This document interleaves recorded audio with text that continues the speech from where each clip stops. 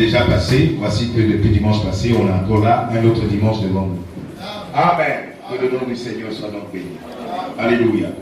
Avant de commencer peut-être l'exhortation de la parole, je voulais ce matin vous présenter un frère, un de nos anciens frères. Il va venir ici, c'est le frère Jacques. Il va venir ici dire bonjour quand même à l'assemblée. Hein? En saluant quand même l'église. Hein, frère Jacques, viens un peu devant. Voilà, un vieux combattant de cette assemblée. Amen. Pour montrer que même si parmi nous, vous pouvez regarder que ce sont des jeunes visages, soyez sûrs qu'il y a des doyens derrière nous. Hein? Frère Jacques, viens saluer l'assemblée.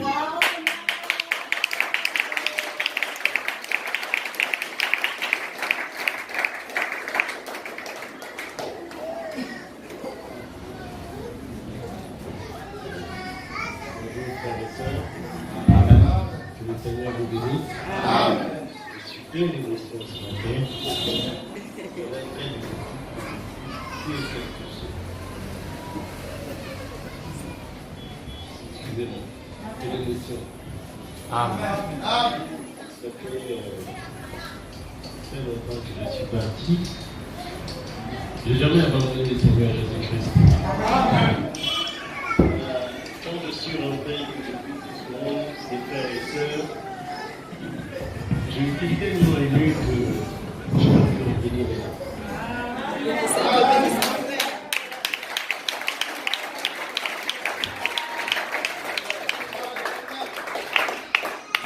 ne dirai pas grand-chose ce matin parce que je suis très ému. Les mots me manquent. Que Dieu vous bénisse. Je vous demande de persévérer dans la voie du Seigneur. Dieu a des grandes choses pour tout un chacun de nous. Et je crois que si nous restons accrochés à lui, et si nous marchons selon le principe de Dieu, tout ce que nous avons sur notre cœur et tout ce que nous lui avons demandé se fera. Amen. Amen.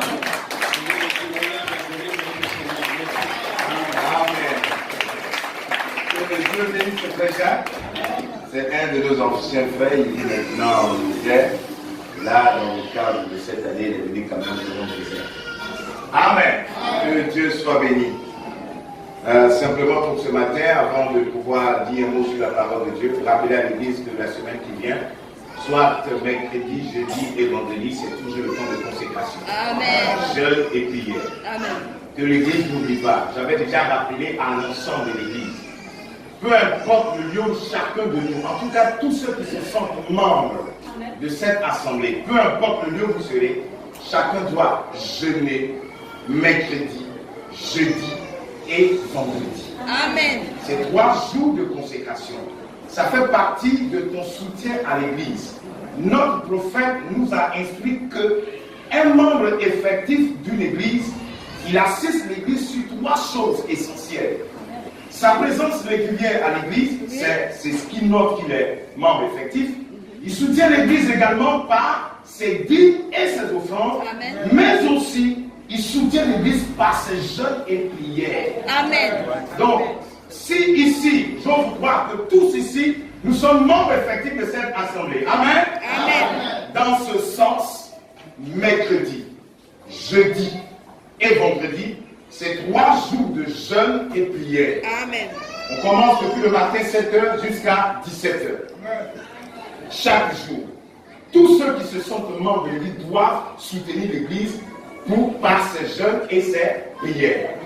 Et le thème de ce moment de jeûne et de prière, c'est toujours que chacun demande à Dieu d'accomplir la nouvelle naissance en lui-même.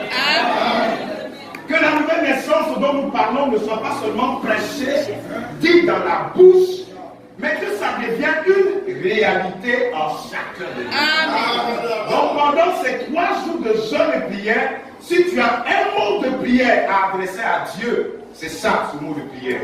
Seigneur, amène-moi dans la nouvelle naissance. Amen.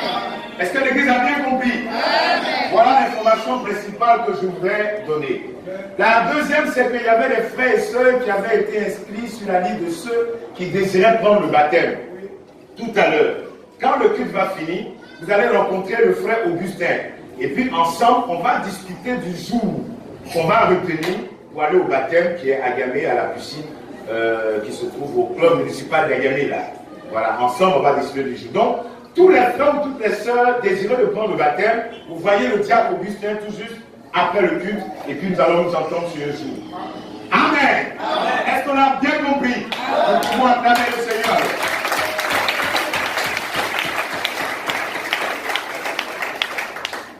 Que le nom du Seigneur soit béni. Amen. Avant d'écouter la parole de Dieu, je voudrais quand même que nous chantions ce merveilleux chant pendant que nous sommes assis. Vous savez que les chants du message, c'est beaucoup plus des paroles. C'est pas trop la danse. C'est juste écouter qu'est-ce qui est bon pour mon âme ce matin. Alléluia. Ce sont les paroles qui font du bien au cœur. Amen. Des paroles qui peuvent délivrer quelqu'un vivant dans une certaine situation. Amen. Voilà les cantiques que nous chantons. Parce que les cantiques ne sont pas chantés pour que l'homme soit élevé, mais pour que notre Dieu soit élevé. Amen. Je ne sais ce qui t'a plu en moi, Seigneur, pour que tu donnes ta vie à la croix pour moi. Je ne sais ce qui t'a plu en moi, Seigneur, pour que tu donnes ta vie à la croix pour moi. Je ne sais ce qui t'a plu en moi, Seigneur, pour que tu donnes ta vie à la croix pour moi. Je ne sais.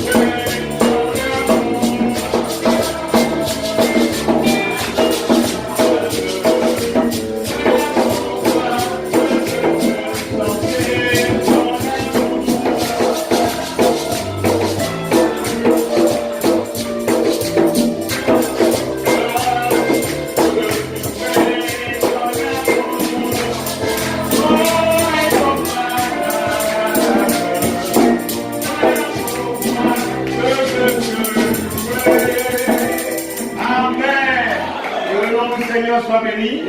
On va maintenant se tenir debout. Bible à la main, nous allons lire le passage de 1 Corinthiens chapitre 15.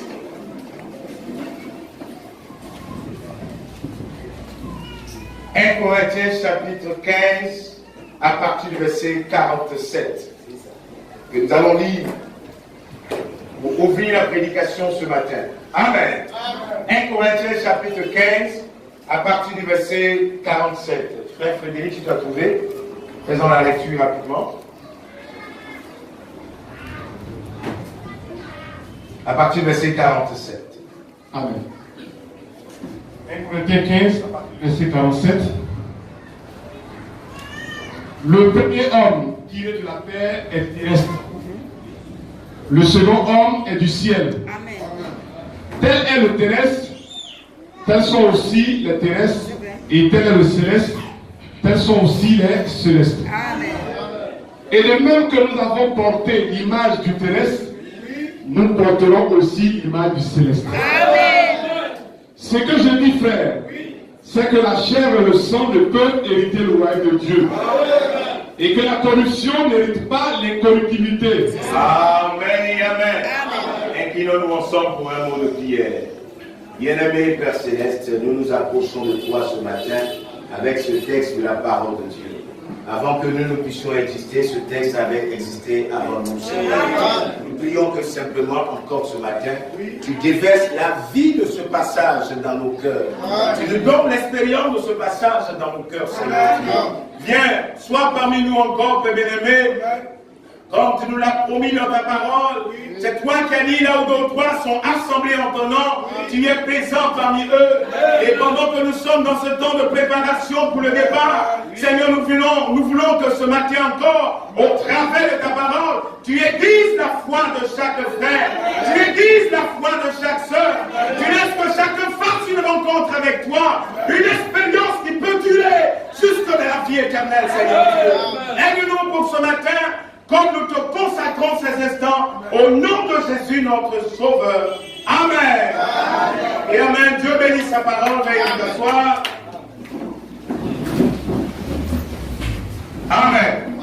Je ne prêcherai pas autre chose que le même thème que le pasteur a ouvert pour nous. Ce thème très important de la nouvelle naissance. Amen. Mais aujourd'hui, je voudrais simplement l'aborder pour que chaque frère et chaque sœur comprennent pourquoi on doit naître de nouveau.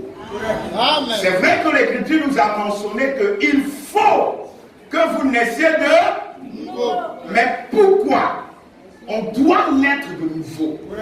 Je voudrais simplement ce matin aborder ça en quelques minutes et puis nous allons rentrer.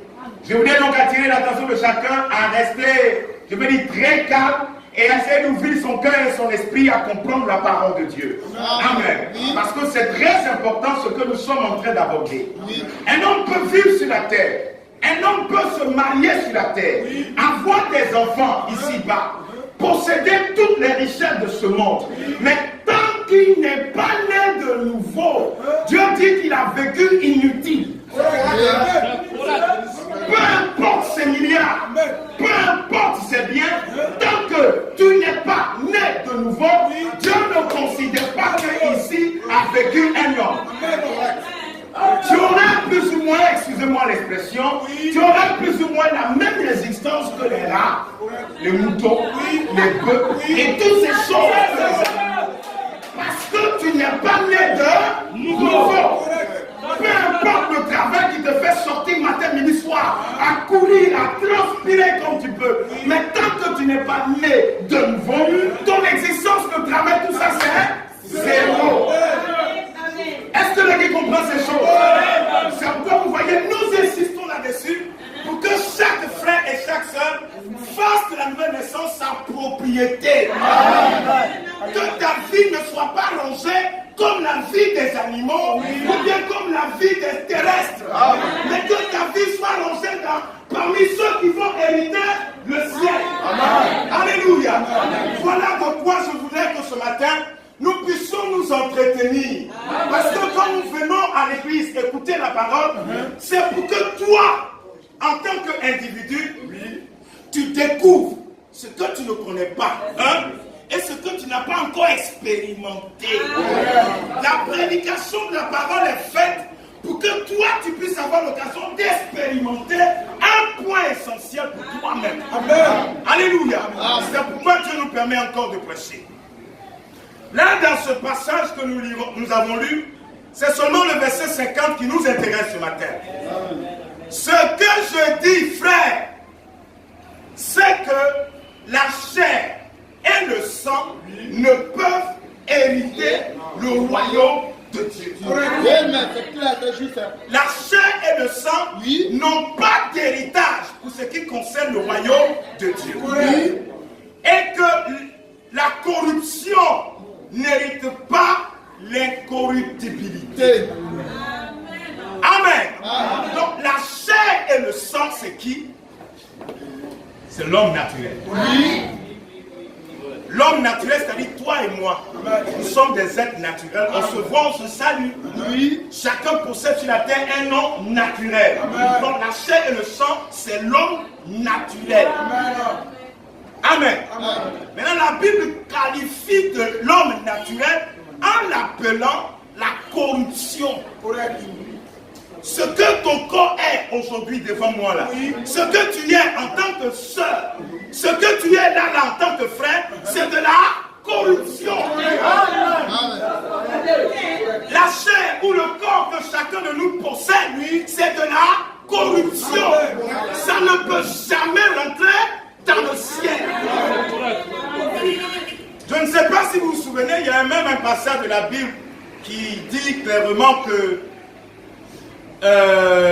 j'oublie un peu les termes, mais c'est pour abonder dans le même sens pour dire que la corruption humaine là ne peut jamais être trouvée au ciel. Parce que la corruption est une fabrication d'hommes. Aussi longtemps que nous restons dans la position d'être un être naturel, on n'a pas de place auprès de Dieu. Dieu ne nous connaît pas parce que nous sommes des êtres naturels. Sur le plan de la nature, vous n'êtes pas différent de ces soulards, de ces prostituées. Sur le plan de la nature, aucun homme, aucune femme ici n'est différent d'eux. On est même chose. Vous voulez voir deux bras? Il n'y en a pas ici. Il y a deux bras ailleurs. Vous voulez voir des gens qui ont des pieds? Il n'y en a pas ici à l'église. Les hommes ont aussi des pieds. Vous voulez voir des gens qui marchent comme des femmes? Il n'y en a pas qu'à l'église. Il y en a aussi dans le monde. Donc vous comprenez l'église que sur le plan, sur le rapport naturel, on n'est pas différent. On est même chose. Or, c'est... Pourquoi mon tableau? Mon ami. Mon tableau a disparu. Si on peut m'apporter le tableau. Amen. Sur le plan de la nature, vous êtes même chose que vos frères, vos soeurs qui ne connaissent pas Jésus-Christ. Vous êtes même chose. Vous n'êtes pas différents. Ça, c'est la chair et le sang. Et Dieu dit ce matin, la chair et le sang ne peuvent jamais rentrer dans le royaume de Dieu. Amen. Personne ne peut hériter de la vie éternelle en restant seulement chair et sang. Amen. Parce que chair et sang, c'est de la corruption. Amen. Est-ce que l'Église comprend ça d'abord? Est-ce que tout le monde a bien compris d'abord? C'est pourquoi le christianisme n'est pas basé sur ce que tu peux faire dans la chair, sur ce que tu peux faire dans le sang. C'est pas ça le christianisme. Le christianisme, c'est autre chose. Puisque la Bible vient de condamner la chair et le sang. Oui. Alléluia. Amen. Donc, ce qui fait qu'on peut se poser la question suivante. Si donc la chair et le sang ne peuvent pas hériter le royaume de Dieu, qu'est-ce qui doit hériter? Qu'est-ce qui donc peut hériter de la vie éternelle? Amen. Voyez, donc la Bible avait dit la chair et le sang. Ces deux choses-là, c'est ce qu'on appelle l'homme naturel. L'homme naturel. Et si on dit l'homme naturel, c'est nous tous. Amen. Nous tous, nous sommes des êtres naturels. La preuve, quand vous marchez, vous ne vous envolez pas. On marche sur la terre. Ça, c'est ce que la chair et le sang peuvent produire. On marche, on mange à kéké, on boit de l'eau, on dort, on se répète. Ça, c'est l'homme, hein? Est-ce que l'Église comprend? Donc, l'homme naturel n'a pas de part avec Dieu. L'homme naturel, si nous restons dans ce conditionnement d'être un homme naturel ou alors un habitant de la terre, on n'a pas de part avec Dieu. C'est fini, on n'a pas de part avec Dieu. Or, nous comprenons qu'après le verset qu'on a lu, l'homme naturel est appelé la corruption. Amen. C'est ça la corruption. La corruption, c'est tout ça. Or, d'après le texte qu'on vient de lire, Dieu a condamné tout ça. Dieu a condamné tout ça. Ça veut dire, aucun homme naturel ne peut hériter la vie éternelle. Je me souviens du passage que je cherchais. La Bible dit, avant d'entrer dans le ciel, nous connaîtrons quoi? La transmutation de nos corps. Dieu doit faire la transmutation de notre corps. Parce que notre corps ici est issu de la terre avec plein de péchés dedans. Quand quelqu'un est né naturellement dans ce monde, il est né dans une famille. Or, dans une famille, il y a un esprit. Dans une famille, qui peut être dans un village, il y a aussi un esprit. Comme dans un pays, il y a un esprit. Il y a l'esprit ivoirien, il y a l'esprit gabonais, il y a l'esprit français. Chaque homme qui naît naturellement, plus ou moins est influencé par l'un de ces esprits. Amen. Amen. Vous prenez quelqu'un qui est né naturellement, il ne connaissait pas le Seigneur, mais il a passé le père de sa jeunesse à danser les masques zaouli. Tout son temps, c'était de danser masques. Quand il y a les fêtes au village, hey, où il est? Allons chercher le frère Zamblé. Et lui va venir danser zaouli. Donc cet homme-là, quand il quitte le village, pour venir dans la parole, il vient avec l'esprit de Saouli est encore en lui. L'esprit de sa tradition est encore en lui. L'esprit même de ses coutumes habite dans ça. Amen. L'esprit de ses coutumes habite dans ça. Ça est en lui. Amen. Donc vous comprenez pourquoi Dieu ne peut pas accepter au ciel ça là. Jamais. Jamais Dieu accepte ça au ciel. Oui. Tout le monde va rentrer. Dans tout le monde. Oui. On va retrouver là-bas esprit à paix, esprit d'été, esprit flambeau, esprit tout. Oui. Tout ça dans le ciel. Donc Dieu, dès le départ, a montré que moi, je n'ai pas besoin de ça là. Oui. Je n'ai pas besoin de ça. Donc Dieu a condamné la chair et le sang. Pour montrer que ce n'est pas la chair et le sang qui rentrent au ciel. Amen. Amen. Est-ce que les sœurs, vous comprenez? Frères, vous comprenez? Voici le point important de la parole de Dieu. C'est Dieu qui parle. Il montre que l'homme physique n'est rien à ses yeux. Il montre que l'homme naturel n'est rien à ses yeux. Ton papa n'a qu'à être le plus grand président de la terre. Aussi longtemps que tu es un homme de chair et de sang, tu ne lui dis rien. Il n'y a pas un homme qui va venir corrompre Dieu avec ses milliards. Non. Voilà 2 milliards, il faut accepter, je vais aller là-bas. Ce n'est pas possible. Ce n'est pas possible. Donc, immédiatement, ça montre qu'on doit maintenant dans la Bible aller le chercher. Mais qu'est-ce qui rentre au ciel? C'est ça la question. Il faut qu'on découvre dans la Bible, puisque c'est la Bible qui vient de nous condamner la chair et le sang, retrouvons dans cette même Bible quelle chose, qu'est-ce qui rentre au ciel? Comme ça, chacun va voir, est-ce que lui-même il est en route du ciel ou alors il est dans ça? Oh, si tu es dans ça là, c'est fini, Dieu a déjà. C'est fini, c'est toi, le ciel a oublié. Si tu es encore. Dieu a déjà condamné ça, il n'y a pas de place pour toi. Alléluia. Alléluia. Recherchons dans la Bible. Qu'est-ce qui rentre au ciel? C'est clair. Il faut qu'on retrouve ça clairement pour déterminer ce qui rentre dans le ciel. Amen. Frères bien-aimés, voici la réalité de la foi chrétienne. C'est une foi. Des hommes et des femmes qui viennent de la parole ont pensé que venir à Christ, c'était un amusement, une affaire de famille, ou une affaire d'amis. Bon, comme c'est mon ami et qu'il va dans l'église, attends, moi aussi, il est parti. Beaucoup se sont trompés en pensant ça. Beaucoup même ont pensé que, bon, vraiment, comme c'est mon oncle, comme c'est l'église de mon oncle, je vais partir quand même, parce que c'est une affaire de honte. C'est un bêté, je suis bêté, je peux aller à l'église.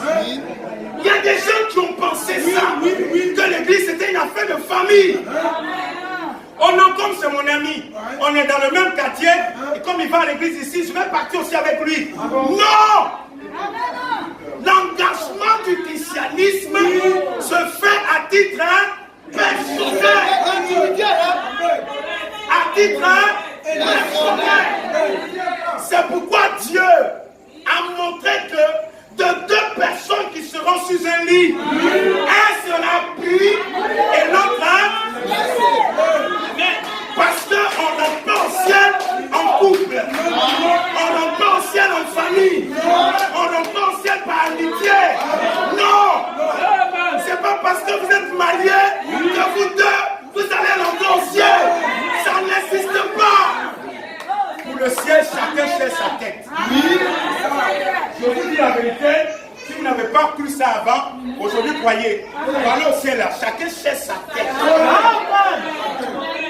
Parce que tu es pas l'entrée du ciel, Dieu ne va pas dire, ah, mon frère, tu es venu à ta femme, c'est vous deux j'attendais.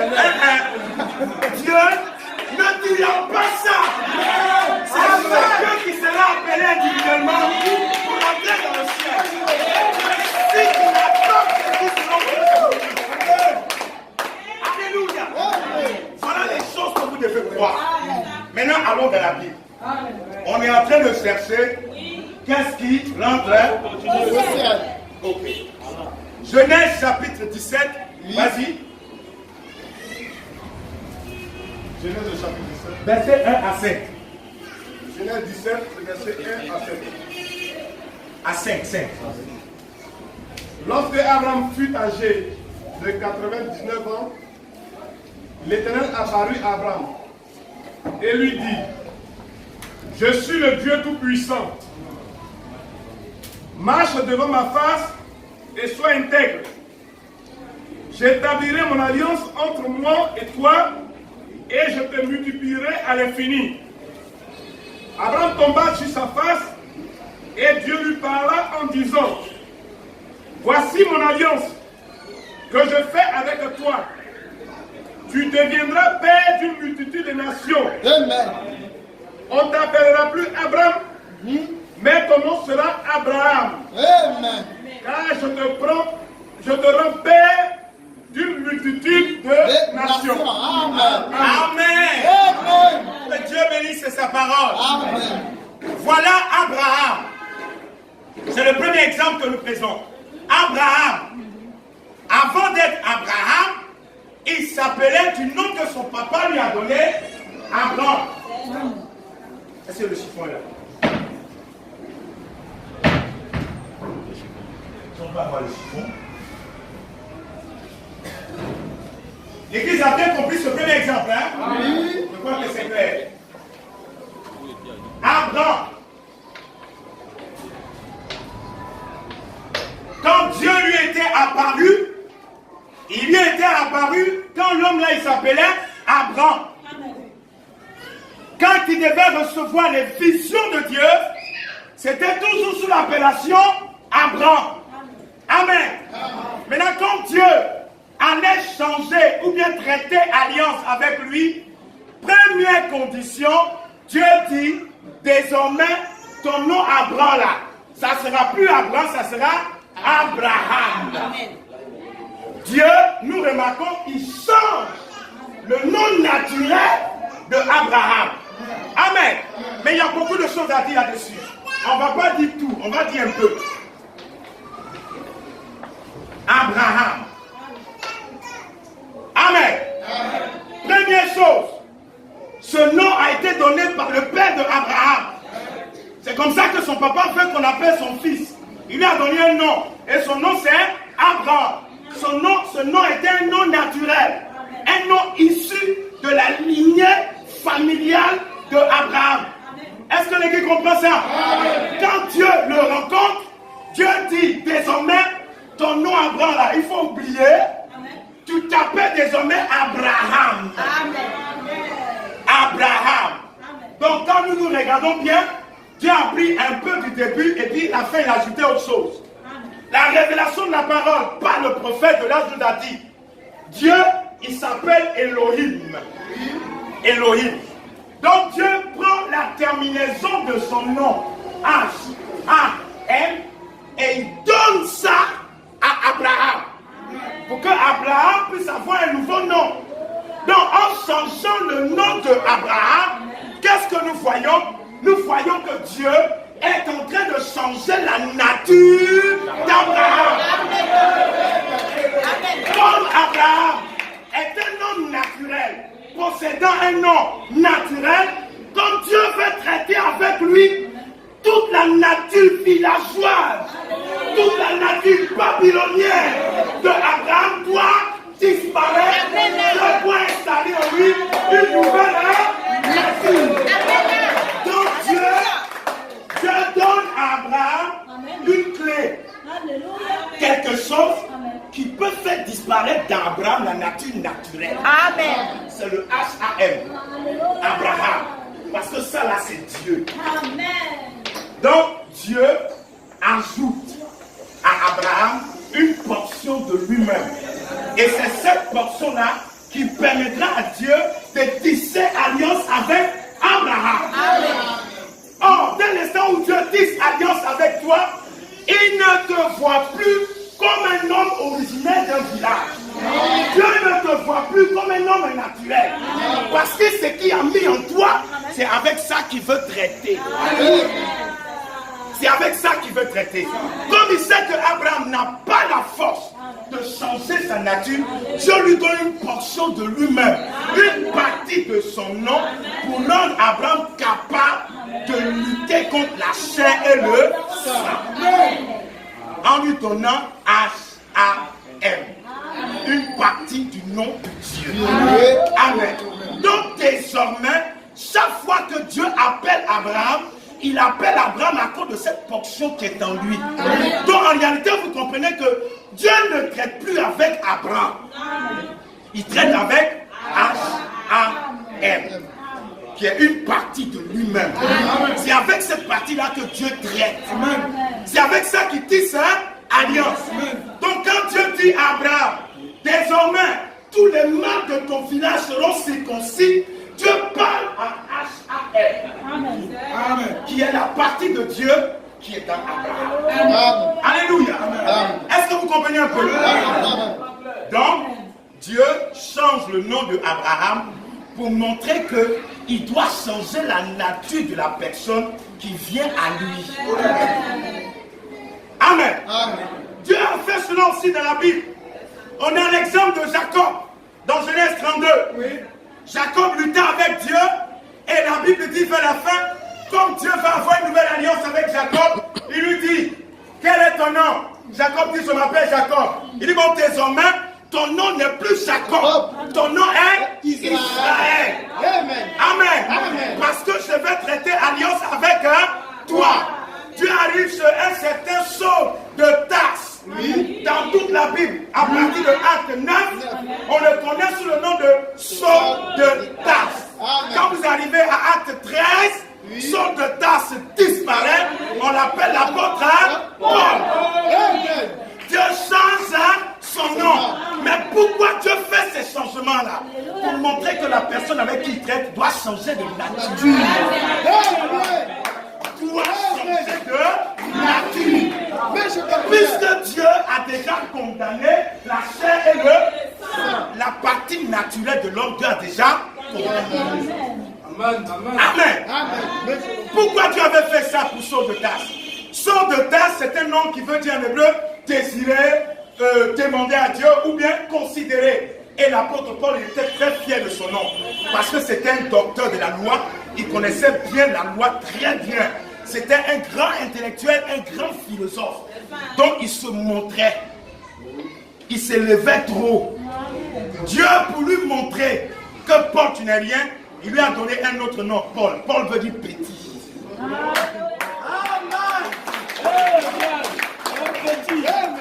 Dis à Paul, Paul, tu es mon petit.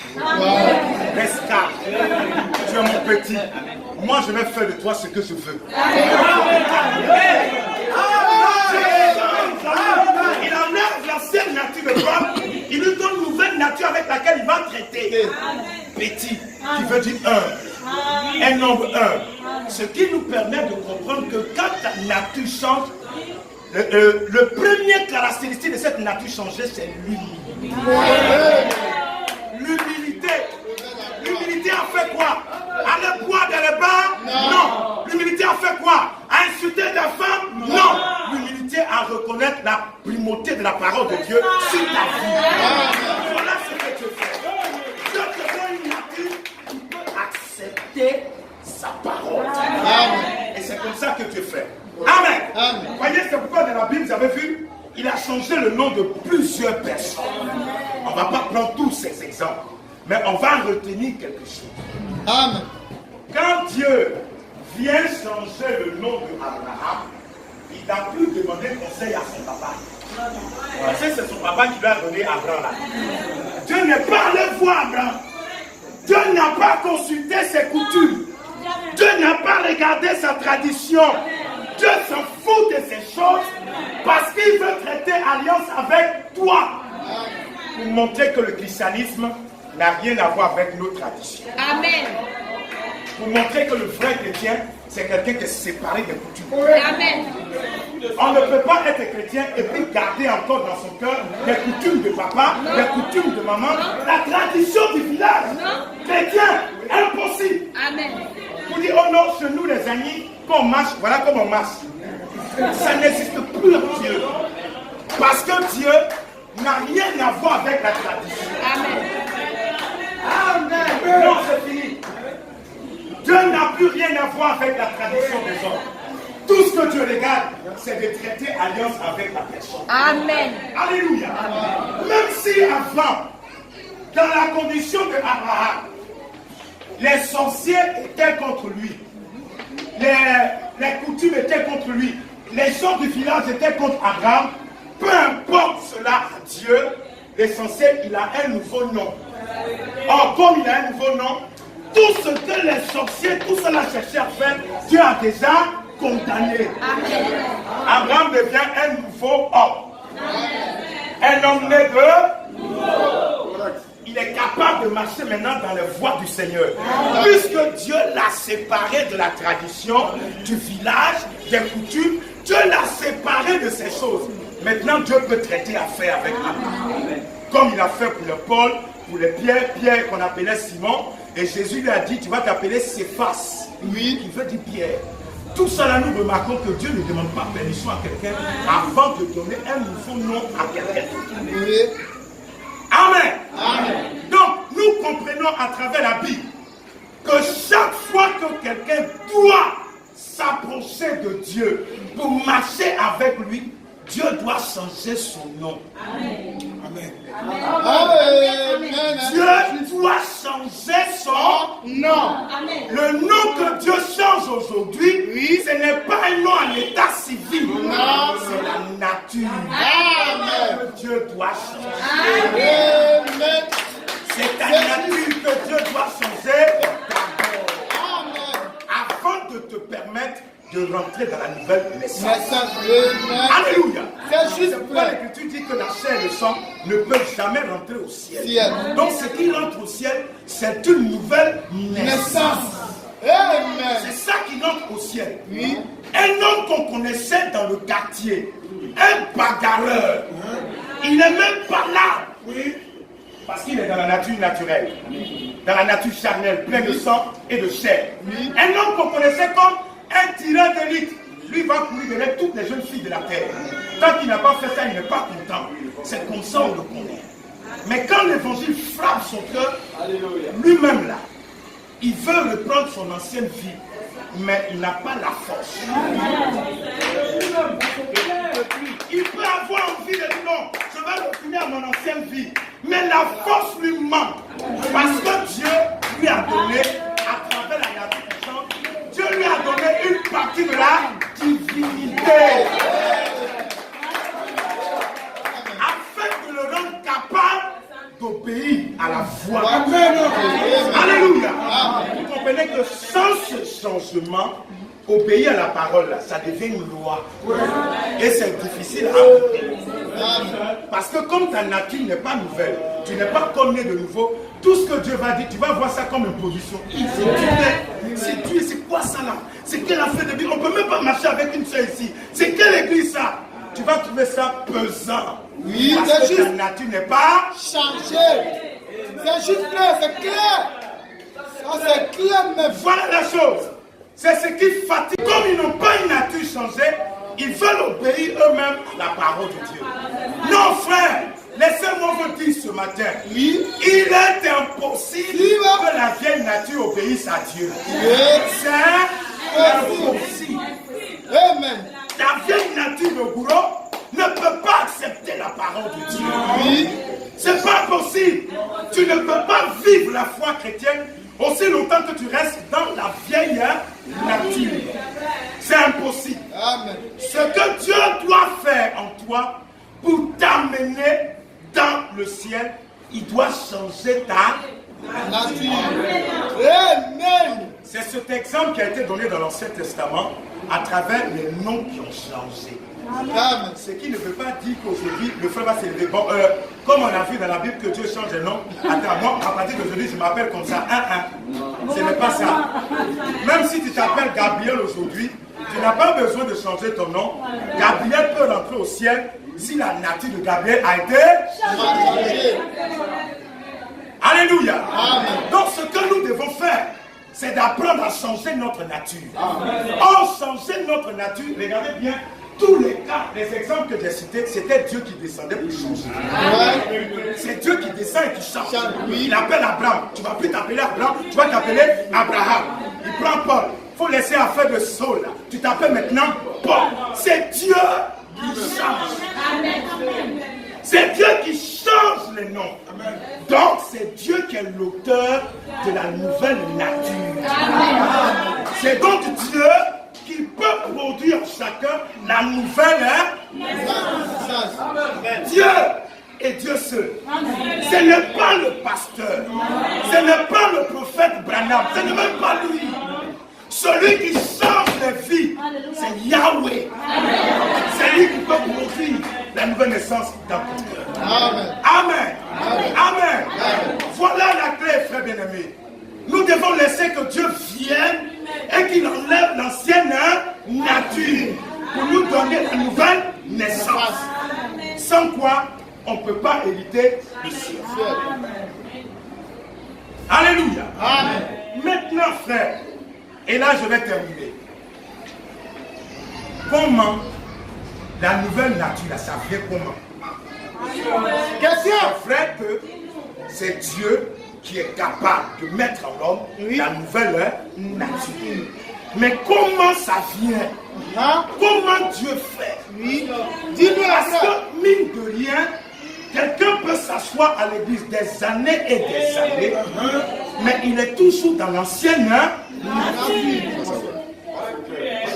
Il est toujours dans les habitudes d'avant.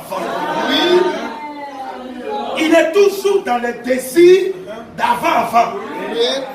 Mais malgré ça, il a passé 10 ans, 15 ans, 20 ans dans l'église.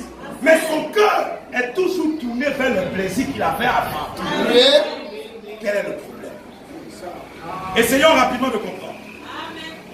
Caïn avait pour pasteur le Dieu créateur du ciel et de la terre. Caïn écoutait directement les prédications de la bouche de qui? De Dieu. Caïn, matin, midi, soir, il était en conversation directe avec le Dieu créateur. Mais malgré les nombreuses prédications du Dieu créateur, Caïn est resté. Ça va changer. Mais Rien n'a changé. mais vraiment, on ne comprend pas. Ah, donc ce n'est pas le fait de durer à l'église qui change.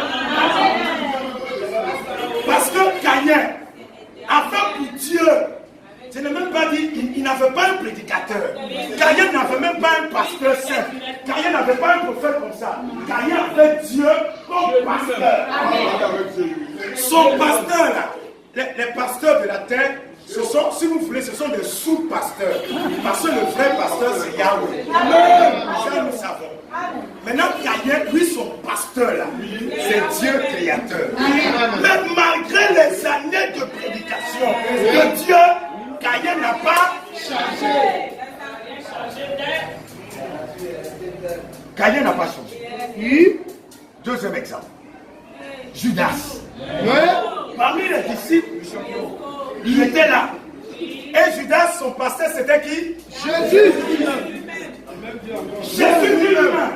Jésus lui-même. Pasteur de Judas. Oui. Donc chaque fois que Jésus faisait convention, Judas est au milieu.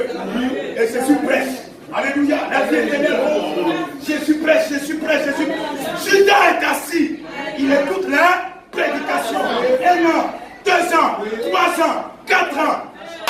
Ça n'a pas changé Judas. Oui. Au contraire.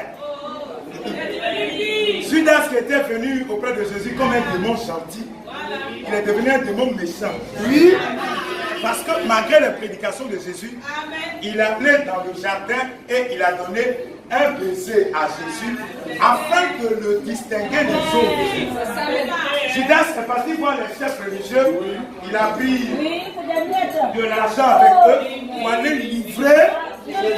Donc toute la prédication de Jésus n'a pas changé.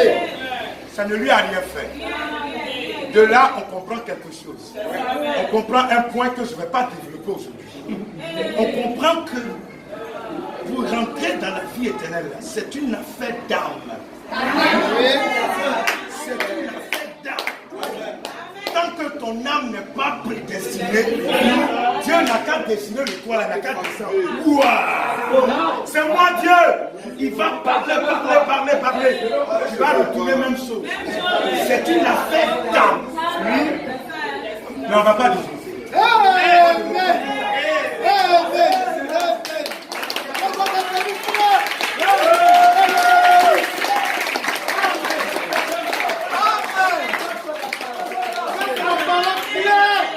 Revenons à notre sujet. L'autre là, on va voir ça si le Seigneur l'accorde. Parce que c'est trop sensible le problème d'âme. L'âme là est trop sensible. Oui.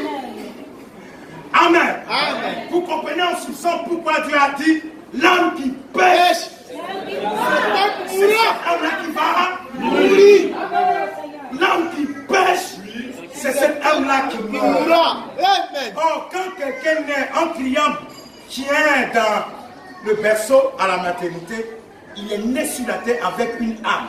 Oui, Dieu seul connaît si cette âme-là est prédestinée ou bien elle n'est pas prédestinée. Donc, c'est pourquoi on ne va pas rentrer dedans aujourd'hui. Amen. Revenons à nos moutons. Amen. Amen. Donc, nous comprenons que si ta nature n'est pas changée, tu ne peux pas vraiment rentrer dans le ciel.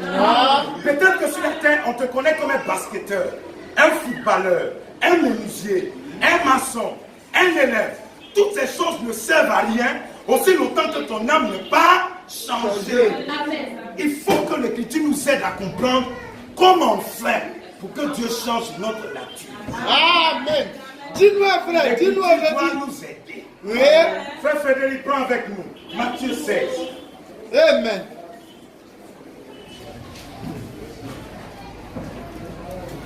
Matthieu 16, 21 à 25. Et je pense que c'est pas ça qu'on va terminer sur la terre. Amen. Amen. Matthieu 16 à partir du verset 21. Amen. Dès lors, Jésus commença à faire connaître à ses disciples qu'il fallait qu'il aille à Jérusalem et qu'il souffre beaucoup de la part de l'ancien, des principaux sacrificateurs et des scribes, et qu'il soit mis à mort et qu'il ressuscite le 3e jour. Amen.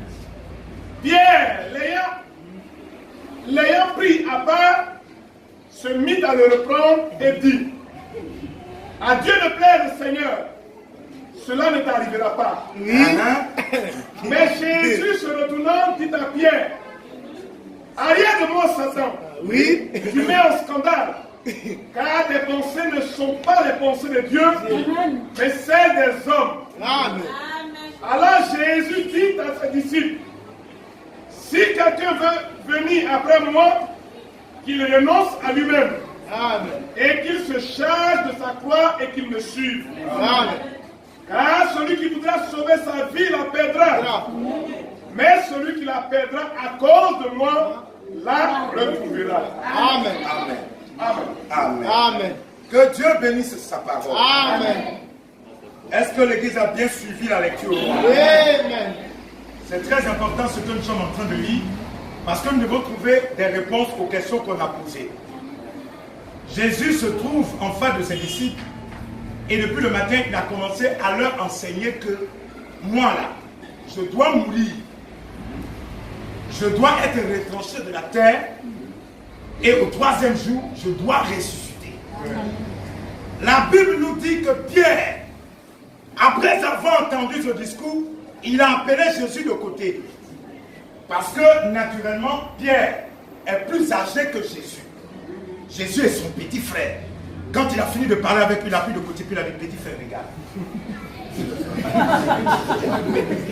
Il parle à son Dieu, hein, à son pasteur. Petit frère, regarde, ce que tu fais là, c'est pas bien. Tu ne peux pas dire que tu vas mourir. Il est écrit dans la loi que le Messie ne meurt pas. Toi, tu dis que tu es Messie, tu vas mourir. Comment? À Dieu ne plaît, tu ne vas pas mourir. Antichrist. L'Église a compris. Amen. J'essaie d'imaginer comme ça pour que chacun comprenne. Oui. Maintenant, Jésus, la Bible dit, il faut que tu peux reprendre ça. Je veux que l'Église entende bien. Reprends verset 22, je crois bien. Verset 22. La réponse de Jésus à Pierre. 23. 23, voilà. Mais Jésus, se retournant, dit à Pierre, attends un peu. Jésus va donner la réponse de Pierre. Et il regarde Pierre et puis lui dit la réponse. Donc Jésus parlait à qui? Pierre. Il parlait à Pierre. Oui. Qu'est-ce qu'il dit à Pierre? Arrière de moi, Satan.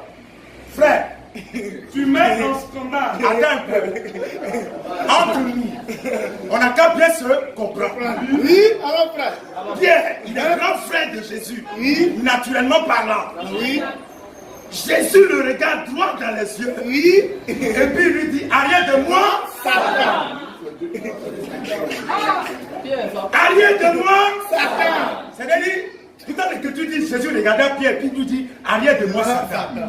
Si c'est aujourd'hui là, Pierre va dire, voilà, je vous ai dit il y a longtemps. L'homme là, c'est un impoli.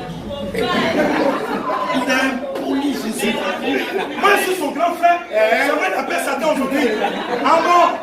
C'est parce qu'on a laissé nos mains pour te suivre, tu parles comme ça. Ah bon? Donc, dans le langage ivoirien, c'est comme ça que certainement on allait réagir. Oui. Mais Jésus regarde Pierre. Oui. Et puis lui dit, arrière de moi, Satan. La suite, la suite. Amen. Pourquoi il a dit arrière de moi là? C'est ça que je veux vous dire. Vas-y. Tu mets en scandale. Car tes pensées ne sont pas les pensées de Dieu. Amen. Amen. Mais celles des hommes. Tu mets en scandale. Oui. Parce que les pensées de ton cœur là ne sont pas les pensées de Dieu. À cause de ça, tu es un scandale pour moi. Comme tes pensées ne sont pas les pensées du royaume de Dieu, tu es un scandale. Est-ce que l'Église comprend ces choses?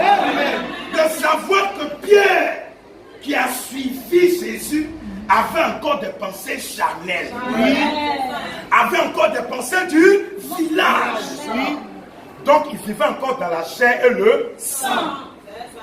Pierre, disciple de Jésus-Christ. Oui. Après l'avoir suivi des années, mais il était encore dans les pensées du village. Oui. Lui, il dit que le Messie ne doit pas mourir. Donc il veut empêcher l'accomplissement des Saintes Écritures. Oui. Si Jésus ne meurt pas, il n'y a pas de sacrifice à la croix. Toi et moi, on sera sauvés comment? Donc Pierre lui voulait empêcher que tu sois ici. Amen. Amen. Pierre, il voulait empêcher tout le plan du royaume. Oui. C'est pourquoi Jésus lui a dit que tes pensées sont un scandale. Donc Église, vous comprenez qu'en vous, si vos pensées s'opposent à la parole de Dieu, oui, vous êtes la même chose comme Pierre. Chaque fois que la parole de Dieu dit quelque chose, oui, et puis vous vous opposez, vous êtes comme Pierre. Oui, c'est juste un scandale pour vous. Quand vous préférez la pensée du village Oui. Contrairement à la pensée de Dieu, Oui. vous êtes un scandale pour le royaume. Amen pour Dieu. Un scandale. Pour le royaume. Amen. Amen. Si la parole de Dieu dit, jeunes gens, comme vous n'êtes pas mariés, vous ne devez pas toucher de jeunes filles. Si toi tu te poses à ça dans ton cœur, tu es un scandale. Le royaume. Un scandale pour le royaume. C'est Satan Et qui ces pensées qui sont en toi, Oui. sont les pensées de Satan. Satan. C'est à cause de ça que Jésus a dit à Pierre, arrière de moi, Satan. parce que ses pensées s'opposaient à la parole de Dieu. De Dieu. Amen. Amen. Comme ses pensées s'opposaient, Jésus devait lui montrer que le fait de me suivre là, c'est pas ça qui est important. Oui. Mais c'est de naître de Il nouveau. faut. Amen. C'est de naître de nouveau qui est important. Amen. Alléluia. Amen. En continuant de lire le passage, Amen. verset 24. Alors Jésus dit à ses disciples, si quelqu'un veut venir après moi, qu'il renonce à lui-même. Arrête-moi un peu. Si quelqu'un veut venir après moi, Jésus, la parole, il doit renoncer à lui-même. Il doit renoncer à lui-même. Oui. Autrement, venir à Jésus, la parole, c'est avoir le baptême du Saint-Esprit. Si quelqu'un veut avoir le baptême du Saint-Esprit, il doit renoncer à sa propre vie. C'est ça qui est lui-même.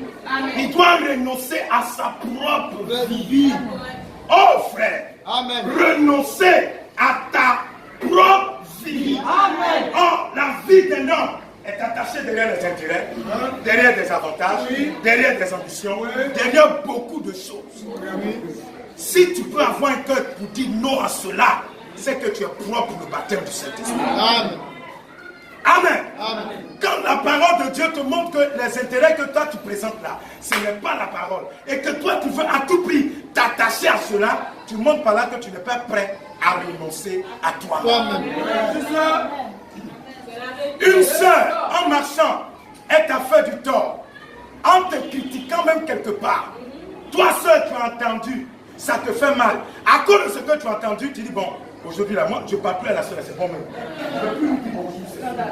Tu n'es pas prêt à renoncer à toi-même. Amen. Ça, c'est juste ça. Tu n'es pas prêt à renoncer à toi-même. Amen. Ça te fait mal. Oui. Ce qu'elle t'a fait là, c'est pas mensonge, c'est vrai. C'est prouvé qu'elle t'a critiqué, qu'elle t'a scandalisé. Mais est-ce que tu es prêt à renoncer à toi-même? Parce que toi-même là, ce sont tes avantages, ce sont tes intérêts, c'est ton influence. Est-ce que tu es prêt à renoncer à ça? Amen. Si tu ne renonces pas, tu n'es pas prêt. Tu n'es pas prêt pour le baptême du Saint-Esprit. Alléluia. Amen. On continue de lire, frère. Amen. Qu'il se charge de sa croix et qu'il me suive. Car celui qui voudra sauver sa vie la perdra. Oui. Mais celui qui la perdra à cause de moi la retrouvera. Amen. Amen. Perdre sa propre vie pour Jésus-Christ pour pouvoir retrouver. Est-ce que tu es prêt à le faire? Savoir que quelqu'un peut te bafouer. Ton ami peut te bafouer. Il peut t'insulter devant les autres. Tu n'as rien fait. Hein? C'est pas que tu es coupable de quelque chose. Tu n'as rien fait. Mais des injures sur des injures. Des injures sur des injures. Des calomnies contre toi. Mais est-ce que tu es prêt à renoncer à ça? Comme ma soeur m'a insulté, ce n'est pas grave, Seigneur. Je pardonne. Je pardonne. Est-ce que tu es prêt à ça? C'est ça, renoncer. Mais vous comprenez que quelqu'un ne peut pas renoncer à sa vieille nature seul. Il a besoin de quelqu'un pour l'aider à renoncer. Comme Dieu avait vu ça dans Abraham, il lui a donné une partie de lui-même qui permettra à Abraham de renoncer à tout. C'est pourquoi, quand Abraham et Lot se sont trouvés devant la vallée et qu'ils devaient choisir, Abraham est resté comme un saphérien, quelqu'un qui connaît rien de la vie. Il dit à son neveu, c'est son neveu, Lot. Il lui dit, bon, pour ne pas qu'il y ait un problème entre nous deux, toi il faut choisir premier. Prends ce que tout. Il faut prendre tout, même tout. Prends tout. Abraham ne serait pas capable de faire ce choix si Dieu n'avait pas changé. Amen. C'est clair, c'est juste, frère. C'est juste. Renoncer là, ce n'est pas possible tant que tu demeures la seule que tu es naturellement. C'est impossible.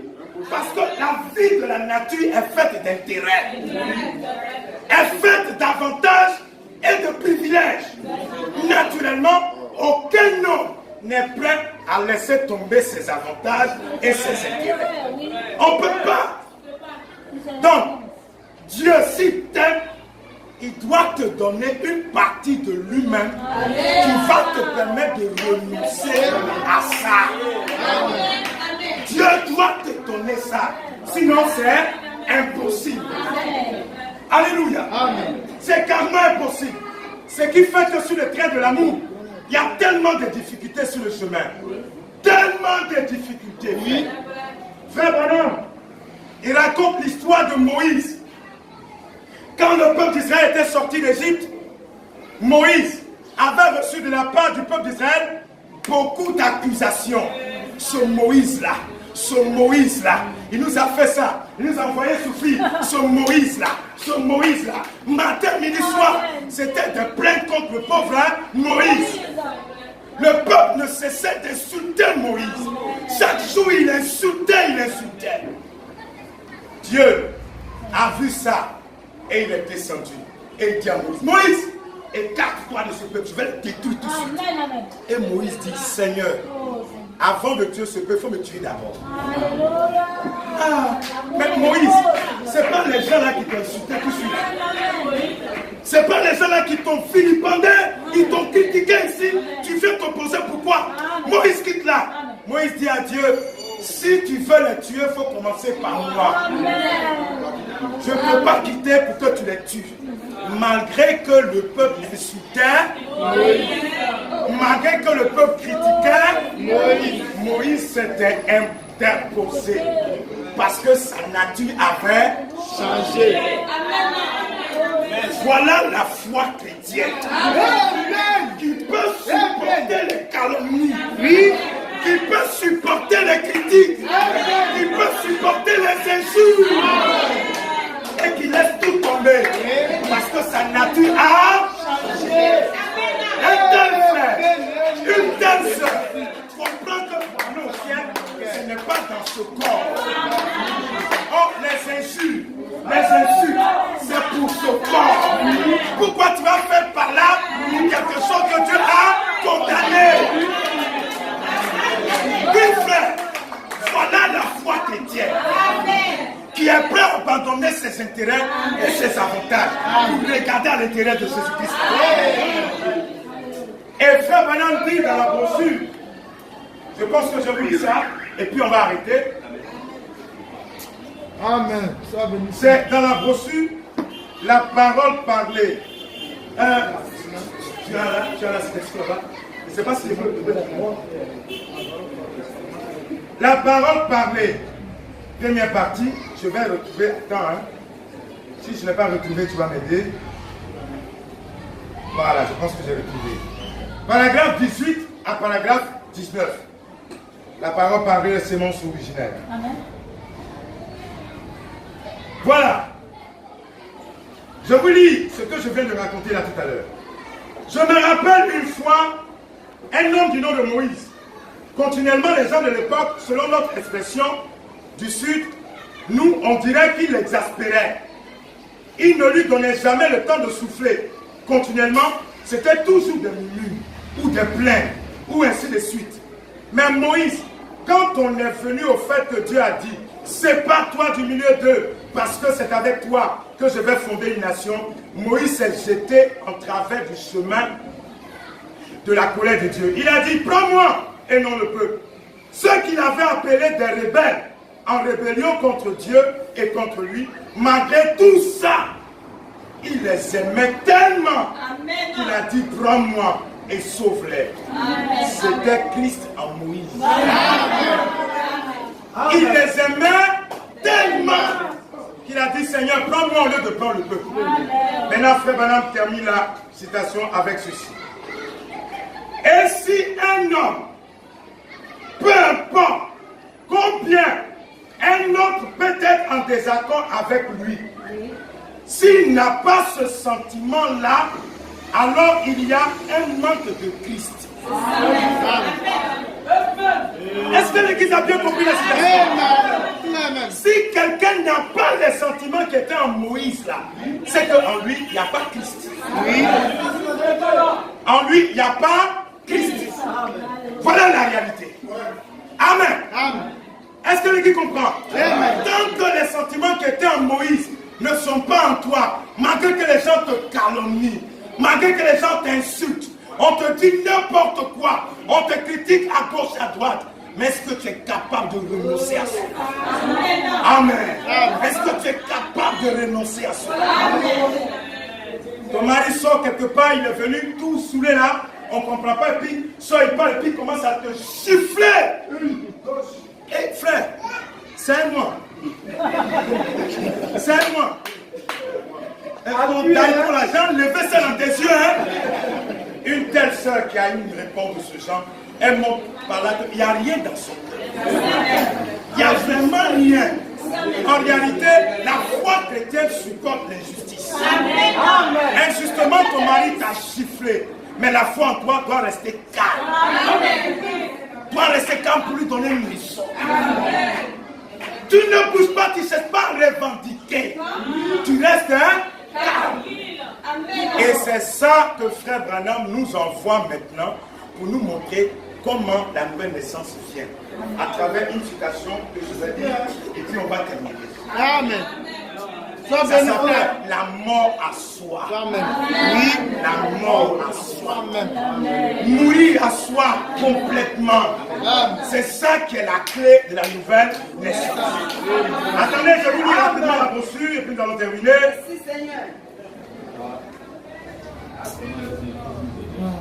Dans la brochure Naître de nouveau, je suis là maintenant au paragraphe 51. Je vais lire ça calmement et l'Église va comprendre. Paragraphe 51. Maintenant, Église, ouvrez bien les oreilles. C'est la dernière parole et puis nous allons rentrer. Maintenant, pour ce qui est de l'accès à cette naissance, donc ça veut montrer que le prophète dit qu'on peut naître de nouveau. Amen. Quand il parle de l'accès à cette naissance, cela veut dire que la nouvelle naissance c'est possible. C'est possible, tu peux naître de nouveau, frère. Sœur, tu peux naître de nouveau. C'est possible. Ici, le prophète nous montre comment on arrive à naître de nouveau. Car il y en a un accès. Vous devez subir une transformation pour y parvenir. Amen. Tout ce qui doit renaître doit d'abord mourir. Amen. Tout ce qui doit renaître doit d'abord mourir. Amen. Vous connaissez les conséquences de la mort? Oui. Est-ce que l'Église connaît bien ce qu'on appelle les conséquences de la mort? Quelqu'un qui est mort. Oui. Quelqu'un qui est mort, vous le déposez ici, c'est fini. Hein? Oui. Chantez, criez, tapez le pincez le. Il est mort.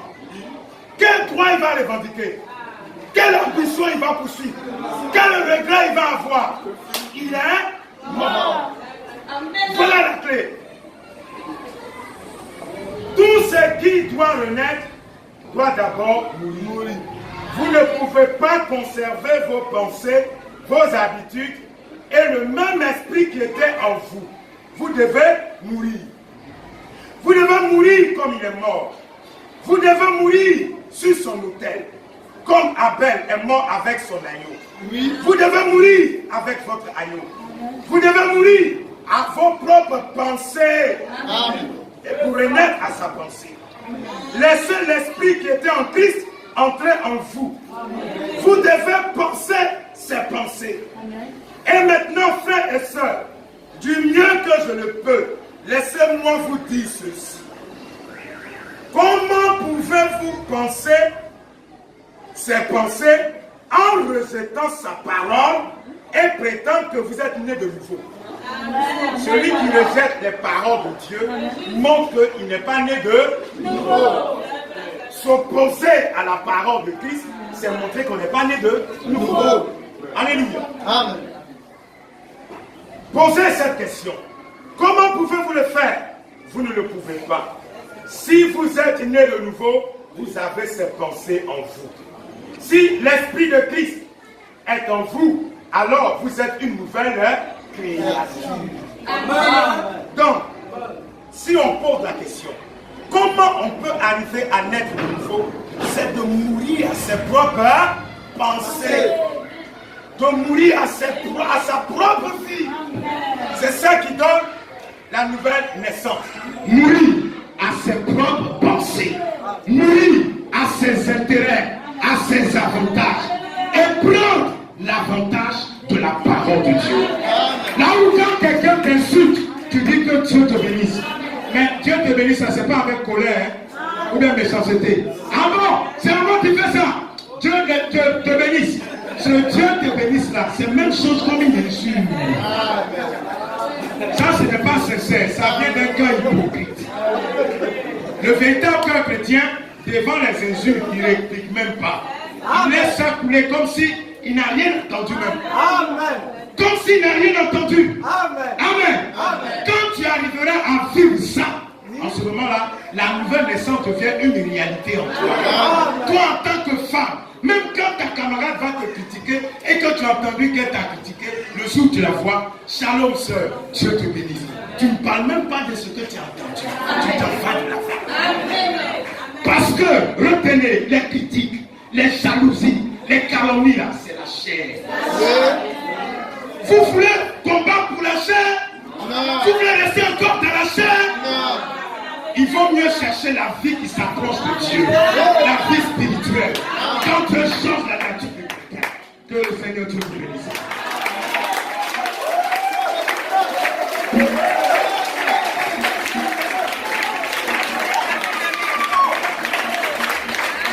Amen, amen, amen, amen, amen, amen.